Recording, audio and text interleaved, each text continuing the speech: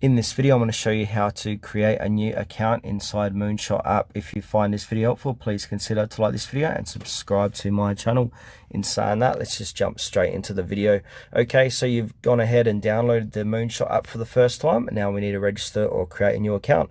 So from here, simply open up Moonshot and you might be greeted with this page straight away. If you don't have that, what we can do is click on Home and then click onto Holdings.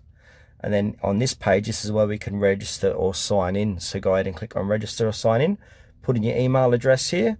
So we only need your email to sign you in. We keep your email private and won't send spam, which is good to know. So chuck in your email address here and then click on I agree to the terms and then click done. Once you've clicked the done, it will say you need to get a 6-digit verification sent to your email address. So I'll meet you on the other side. All right, so verify your email.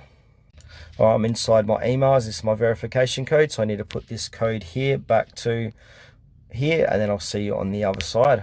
Once you've done that, you'll be taken to either the home or holdings page.